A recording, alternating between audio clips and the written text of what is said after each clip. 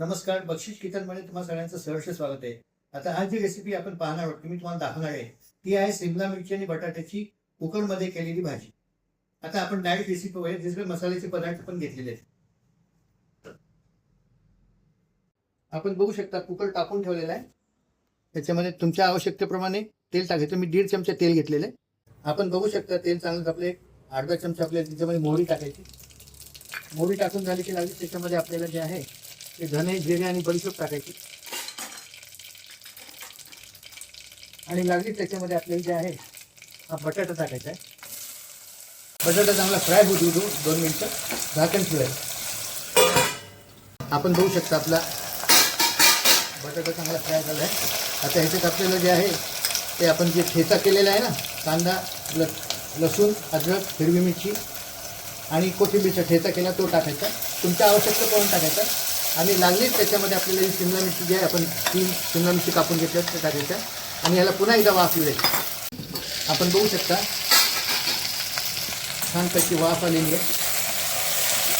आता ह्याच्यामध्ये आपल्याला जे आहे ते कढीपत्ता टाकायचा आहे. म्हणजे सुवास छान 2 डाळ्या टाकायच्या एकदम. थोडी कोथिंबीर टाकायची आणि 1 वाटीभर पाणी टाकायचं. त्याच्यापेक्षा जास्त पाणी टाकायचं नाही. आणि याला छान होऊ द्यायचं. आता ह्याच्यामध्ये आपल्याला एक एक करून सगळे मसाल्याचे पदार्थ टाकायचे. पावर थोडी लहान करून घेऊया. सगळ्यात पहिले तिखट,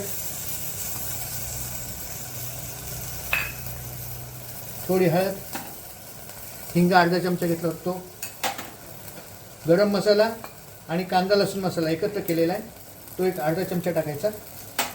आणि चवीनुसार आपल्याला जे आहे त्याच्यामध्ये मीठ टाकायचं आहे. आता आपण ह्याला छानपैकी हलवून घेऊ.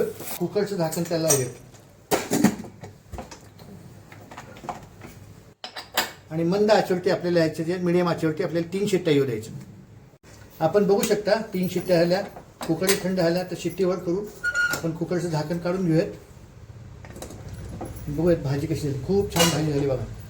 आता मी तुम्हाला सर्विंग बाउलमध्ये काढून दाखवतो. आपण बघू शकता आपली शिमला मिरची बटाट्याची छानपैकी कुकरमध्ये केलेली अगदी साध्या पद्धतीने केलेली भाजी तयार झालेली आहे. आपणही करून पाहू शकता. आणि ही भाजी पोळीबरोबर, भाकरीबरोबर, भाताबरोबर सुद्धा खूप छान लागते. आणि एक असं विचार केला मी की जे एकटे लोक राहतात, विद्यार्थी किंवा कामानिमित्त बाहेर एकटे राहतात, त्यांच्यासाठी एक चांगला ऑप्शन आहे. कुकरमध्ये भाजी केली, 2 पोळ्या घेतल्या, भाजी पोळी खाल्ली, घरचं जेवण मिळतं. त्यासाठी मी खास रेसिपी दाखवली आहे. माझी जर काही रेसिपी आवडली असेल शिमला मिरची बटाट्याची रस्सा भाजी तर आपणही करून पहा. आवडल्यास लाईक, शेअर आणि सबस्क्राईब करा. धन्यवाद.